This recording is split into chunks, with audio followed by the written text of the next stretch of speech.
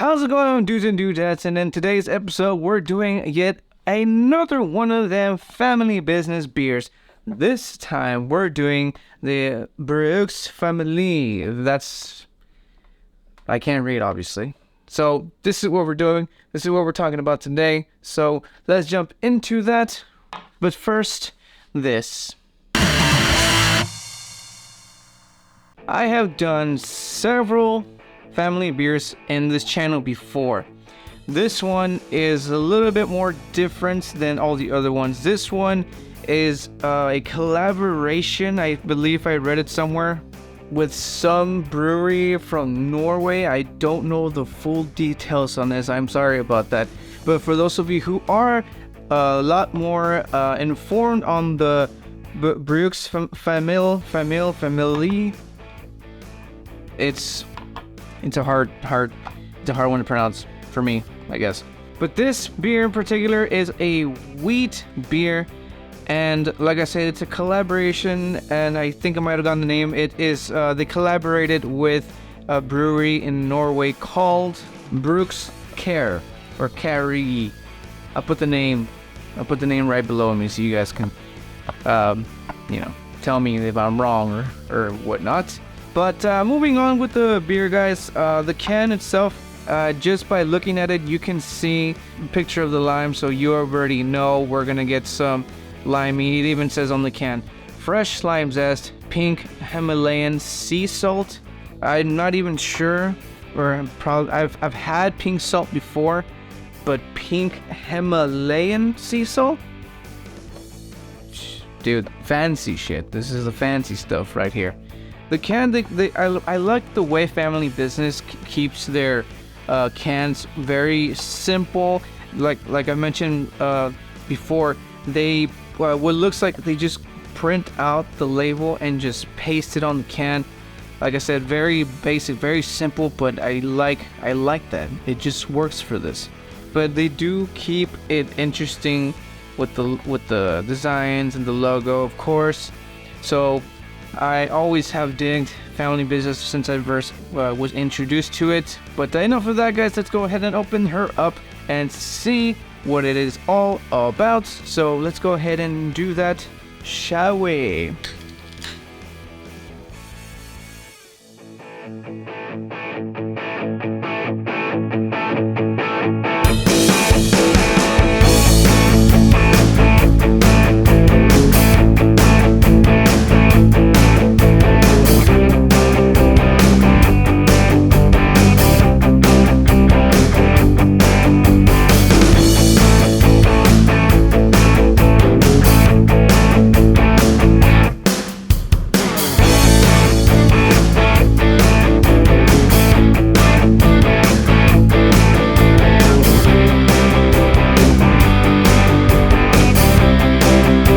So as you can see here, we did a pretty damn good pour. It is only 1 finger thick of head, and as you can see, it's bubbling, it's settling very nicely, and I can already smell a little something in there. So what do you say we jump into the first thing in this here beer reviews that we do here, and that is the smell.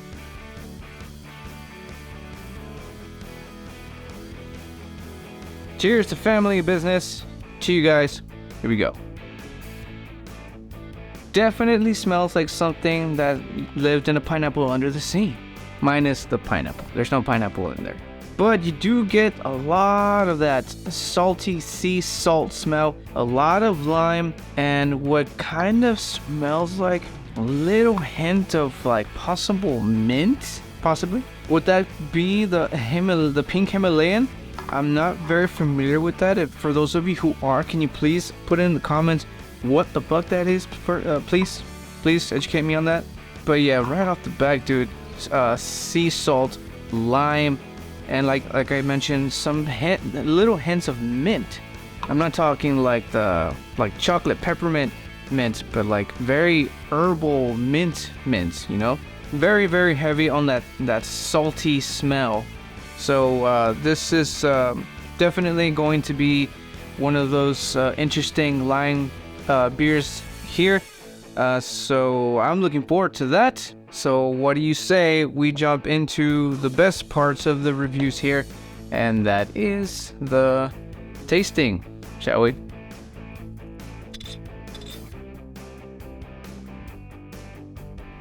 Cheers, guys. So right off the back, you pick up the sea salt, or the pink Himalayan sea salt. I don't taste any Himalayan because I have no idea what the shit that is. But you do get this the sea saltiness in there, and as well as that zesty citrusy lime in there too. I mentioned earlier that this is wheat beer. You can definitely taste it. It has like a very light taste to it, and because of that very light taste, the citrusy lime the flavor that it has just balances off very well, which makes it even much more refreshing than it needs to be. So this beer on a hot summer day, which those days are coming, this is what you want to be having right next to you in your fridge, in your cooler, just ready to go for that horrible summer heat. Because like I'm mentioning, the lightness flavor that it has, and the sea saltiness, and the liminess, and the citrusiness, definitely very refreshing, especially how I have it right now. I had it in the freezer for just a little bit, just to get it to that right temperature. And this here is it's cold, and I guess that's a personal preference thing too. But this one, cold, like really cold, really hits the spot, and they will really hit the spot for when, again, those summer heats come.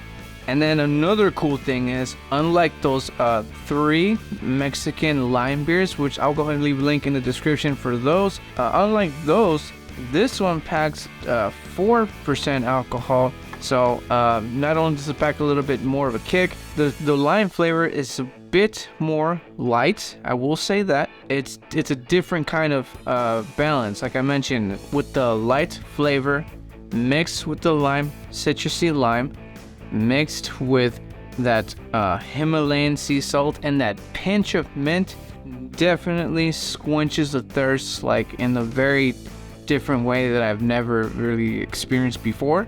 Not only that, but as you can tell, the color itself, you can see that weedy whiteness in there, and it just looks like this will make your mouth water. If you're watching me through your phone and you're out somewhere in the hot sun, your mouth is probably watering just looking at this. Watch, look at this.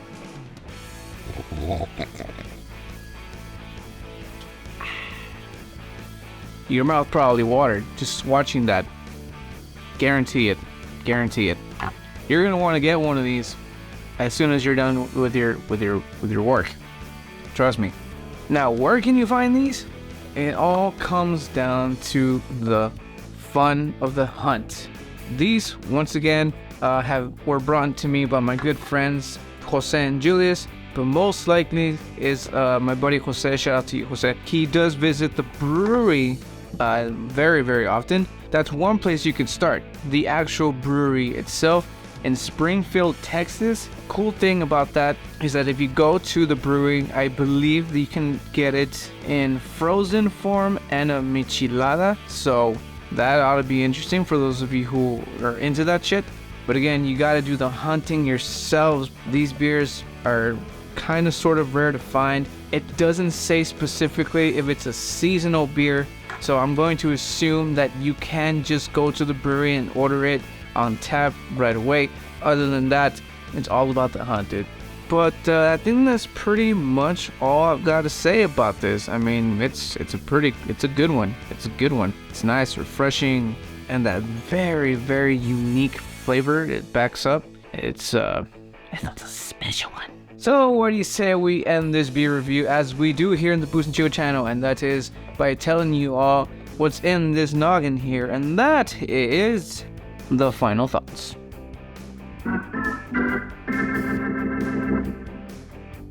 So first off, the name of it, not the family business part, but the Brooks Famille. I should probably, let me see if I can look that up real quick, Gonna have to Google this thing. Brew. It's brew. Completely off. And now I'm going to assume that the next word, I'm gonna put it down here, is actually family, just pronounced with an accent. Families. That's not it. Familie. Brew familia, as you just witnessed it. So that part of the name is a little, it's a bit of a tongue twister, and it's a little bit of a googling that you might have to do. As you just saw, I'm an idiot, I guess.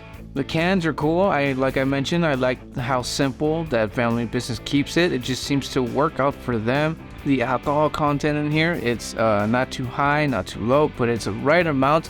And it balances out with that unique flavor that it packs. Not to mention that Laredo, Texas being the lovers of the limey stuff, this thing will probably hit very well if it starts hitting shelves all around here. So that's another one that will do very, very well where I'm from here, again, Laredo, Texas. And like I always say, it's always a nice thing to just try something new, especially when it's something that is like very thirst quenching in the most very unique way as possible. Again, that pink Himalayan salt, that lime, that citrus, that zest, little pinch of mint. It could be the pink Himalayan salt, but again, not entirely 100% sure what that is. It could be, could not. Again, I need to look. I should have done a little bit more research on that. But would I recommend it? Hells yeah, I would. Like I've been saying, the summers are coming. You're gonna want something nice and refreshing, and this here beer will do the job.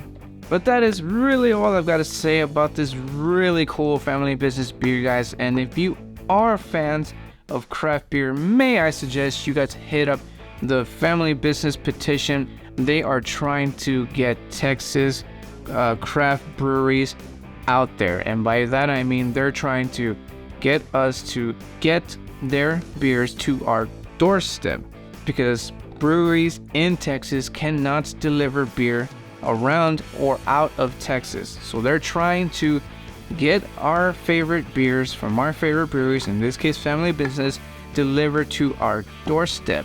So if you guys have like a minute or two of your time, free time I mean, go ahead and I will leave the link in the description.